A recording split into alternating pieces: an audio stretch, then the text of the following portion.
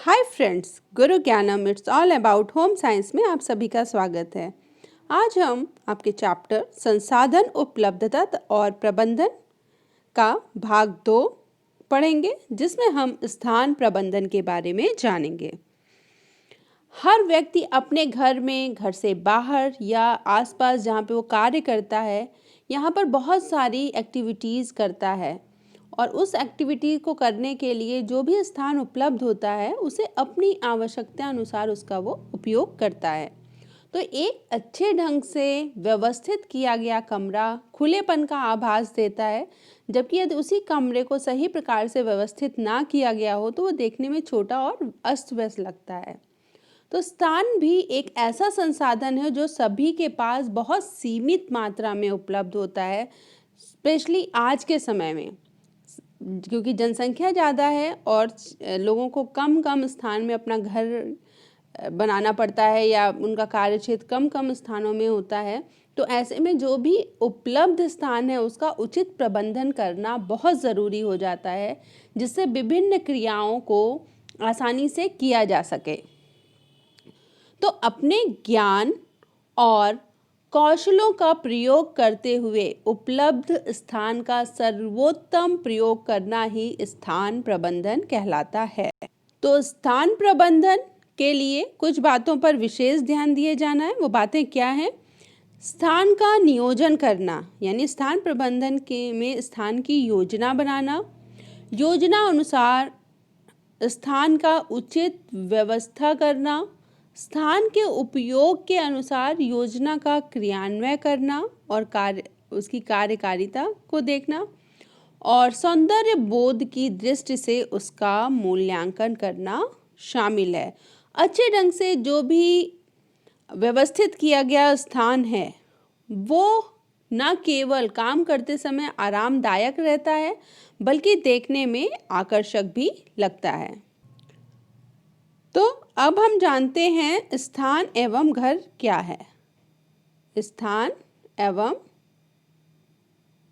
घर, हम सब घर में विभिन्न प्रकार की गतिविधियां करते हैं, जैसे बैठना, सोना, पढ़ना, पकाना, नहाना, खाना, धोना, मनोरंजन, बहुत सारी क्रियाएं करते हैं।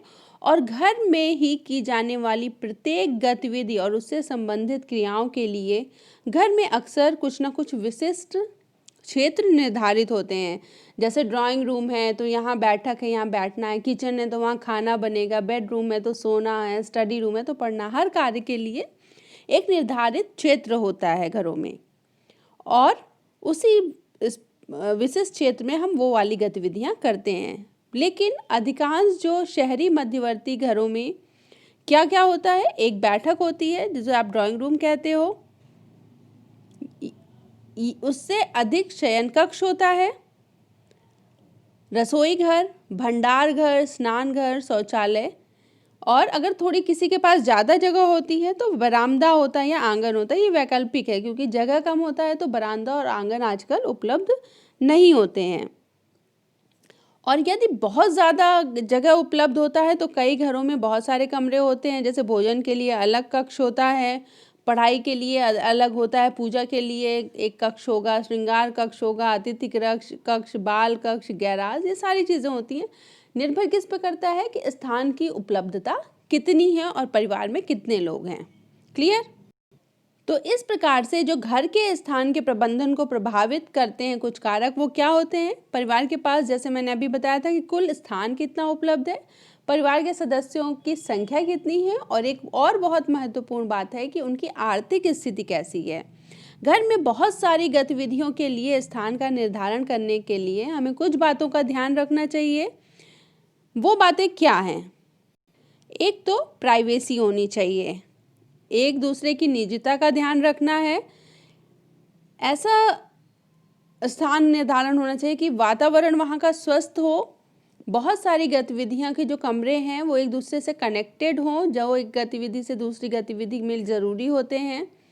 उपलब्ध स्थान का अधिक से अधिक प्रयोग किया जा सके, कमरों का आकार और सही ढंग से कार्यक्षेत्र सुसंगठित हो। तो इसके लिए बहुत ज़रूरी है हम स्थान योजना के सिद्धांत के बारे में जान लें कि स्थान नियोजन के क्या सिद्धांत हैं। स्थान नियोजन के सिद्धांत में सबसे पहले आता है उसका स्वरूप या दृष्टिकोण। किसी भी घर के स्वरूप से संबंधित दृष्टिकोण, संभावना या प्रभाव क्या है, गोपनीयता और एकांतता का ध्यान रखना है। इसके अलावा विभिन्न कमरों का वर्गीकरण, उनकी स्थिति कैसी है, रूमनेस क्या है, फर्नीचर की क्या आवश्यकताएं हैं, स्वच्छता कैसी है, प्रसार कैसा है उसमें, व्यवहारिक विचार का ध्यान रखना है और रमणीयता का ध्यान रखना है। रमणीयता यानी लालित्य या एलिगेंस होना चाहिए, जो भी सजावट हो देखने में अच्छी लगे। अभी हम इसको डिटेल में समझते हैं। तो सबसे पहले आता है इसका पहलू या स्वरूप, जिसको हम कहते हैं। किसी घर के स्वरूप का तात्पर्य घर के भवन की बाहरी दीवारों में दरवाजे, खिड़कियां, जैसे कि आप यहाँ चित्र में देख पा रहे हैं, दरवाजे, खिड़कियां और उनकी व्यवस्था कैसी है। घर का स्वरूप ऐसा होना चाहिए कि जो लोग उसमें रहते हैं उनको पर्याप्त धूप, हवा मिल सके, प्राकृतिक रोशनी मिल सके और वो भी घर के अंदर से बाहरी दृश्यों का आनंद ले सकें। इसके बाद उसका प्रभाव, प्रोस्पेक्ट। घर के संदर्भ में प्रभाव का मतलब है उस मानसिक छाप से जो घर को बाहर से देखने वाले व्यक्ति पर पड़ता है। यानी घर से के बाहर के व्यक्ति ने अगर आपके घर को देखा तो उसके ऊपर जो प्रभाव पड़ता है वही प्रोस्पेक्ट है यहाँ पर। इसमें प्राकृतिक सौंदर्य का सही इस्तेमाल, दरवाजों तथा खिड़कियों की सही स्थिति तथा किसी भी प्रकार के जो अप्रिय दृश्य हैं उनको ढककर मनोहर आकृति प्रदान की जा सकती है। अब एक और महत्वपूर्ण सिद्धांत है गोपनीयता का, प्राइवेसी का, क्योंकि एकांतता स्थान नियोजन का महत्वपूर्ण सिद्धांत है जिसका घर के लिए डिज़ाइन तैयार करते समय बहुत ज़्यादा ध्यान देने की ज़रूरत है। घर के संदर्भ में एकांतता को दो पहलुओं के रूप में हम विचार कर सकते हैं। एक तो है आंतरिक गोपनीयता यानी भीतरी गोपनीयता। इसका मतलब है कि घर के एक कमरे से दूसरे कमरे की एकांतता बनी रहे। घरों में भीतरी एकांतता विभिन्न कमरों की स्थिति, दरवाजों की स्थिति, छोटे गलियारे या लॉबी का सही ढंग से प्रयोग करके सही नियोजन से बनाया जा सकता है।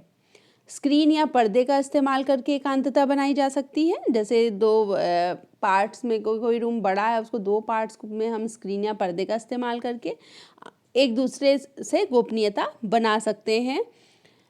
कई समुदायों तथा बड़े परिवार में घरों की स्त्रियों की एकांतता को सुनिश्चित करने के उद्देश्य से बैठने के लिए अलग क्षेत्र उनका निर्धारित होता है।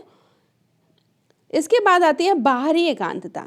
बाहरी एकांतता का मतलब है आस पड़ोस के घरों, सड़कों से तथा उपमार्गों से घर के भीतर की एकांतता बनी रहे। घर में क्या हो रहा है वो बाहर के लोग नहीं देख पाए। इसके लिए किसी, आप यहाँ देख पा रहे होंगे, पेड़ से सेट कर दिया गया है, दीवारें ऊंची बनाई जाती हैं, लताओं का प्रयोग किया जाता है। इस तरीके से प्राइवेसी बनाई जा सकती है। तो प्राप्त कैसे करनी है?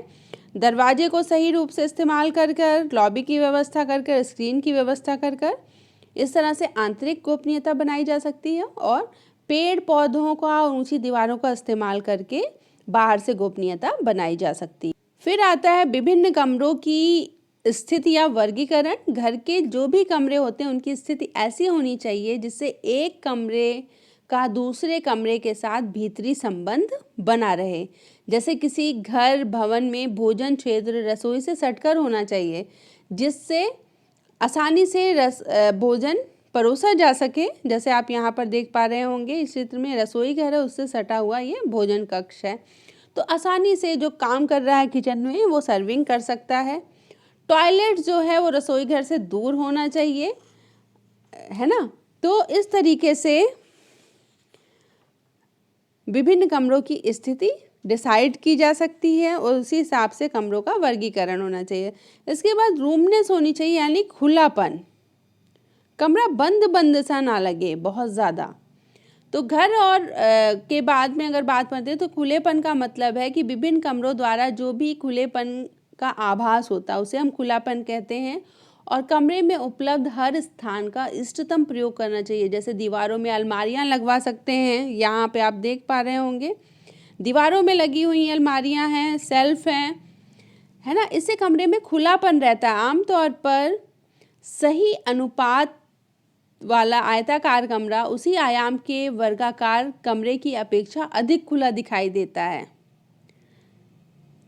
और इसके अतिरिक्त गहरे रंगों की अपेक्षा अगर हम हल्के रंग का प्रयोग करते हैं तो खुलेपन का ज़्यादा एहसास होता है। कोशिश ये की जानी चाहिए कि भंडारण क्षेत्र, अलमारियाँ, ये सब दीवारों में ही बनवा दी जाए ताकि कमरे का फर्श विभिन्न गतिविधियों के लिए खाली रहे। अगर नहीं ऐसा होता है तो हमें वहाँ एक्स्ट्रा मटेरियल रखना पड़ेगा, अलमारियाँ अलग से रखनी पड़ेंगी, जिससे ज़मीन वाली स्पेस चली जाएगी। क्लियर। इसके अलावा है फर्नीचर की आवश्यकताएं। विभिन्न गतिविधियों हेतु कमरों की योजना बनाते समय वहाँ जो भी फर्नीचर रखे जाते हैं उन पर विचार किया जाना चाहिए।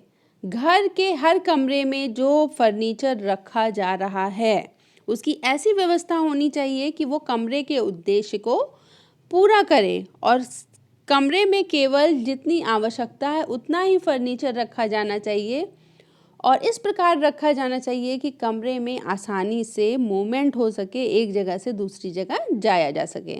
इसके बाद एक और सिद्धांत है, वो है स्वच्छता का सिद्धांत। घर के संदर्भ में स्वच्छता का मतलब है पूरे मकान भवन में प्राकृतिक रूप से रोशनी आए, हवा आए और सफाई तथा स्वच्छता की सुविधाएं भी हों। जैसे कि मैंने अभी बताया, रोशनी आनी चाहिए, सही ढंग से प्रकाश आना चाहिए। प्रकाश का दोहरा महत्व है। प्रकाश देने के साथ साथ यह वातावरण को स्वस्थ बनाए रखने में भी मदद करता है। तो अगर बाहर से लाइट आ रही है तो घर का वातावरण भी स्वस्थ रहता है और रोशनी भी रहती है। भवन में रोशनी प्राकृतिक या कृत्रिम दोनों तरीके से उपलब्ध कराई जा सकती है। खिड़कियों द्वारा, बल्ब, ट्यूबलाइट के द्वारा रोशनी दी जा सकती है। इसके अलावा वेंटिलेशन होनी चाहिए सही ढंग से, वायु का संचार होना चाहिए। भवन के प्रत्येक हिस्से में पर्याप्त वायु संचार सारे क्षेत्र को आरामदायक और खुशनुमा बना देता है।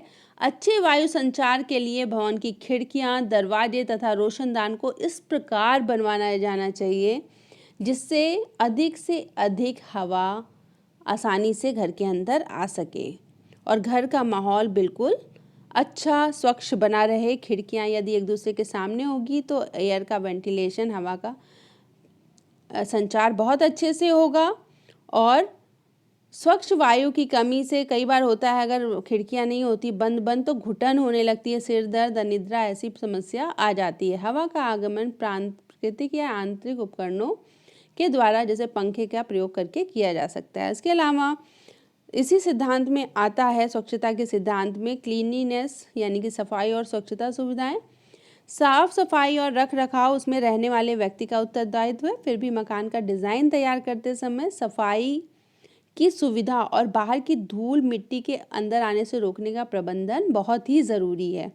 मकान में जो स्नान घर होते हैं, शौचालय होते हैं, उसका भी प्राविधान होता है। वहाँ की स्वच्छता भी सुविधाओं में शामिल है।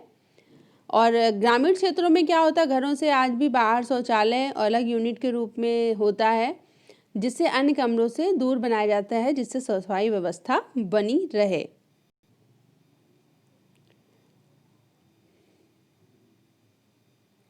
उसके बाद वायु का सर्कुलेशन बहुत ज़रूरी है, वायु का परिसंचरण ज़रूरी है।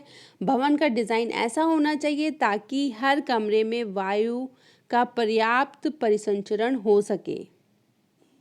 हवा के अच्छे परिसंचरण के लिए घर के प्रत्येक कमरे में एक स्वतंत्र प्रवेश द्वार होना बेहतर होता है। इससे सदस्यों की एकांतता भी बनी रहती है।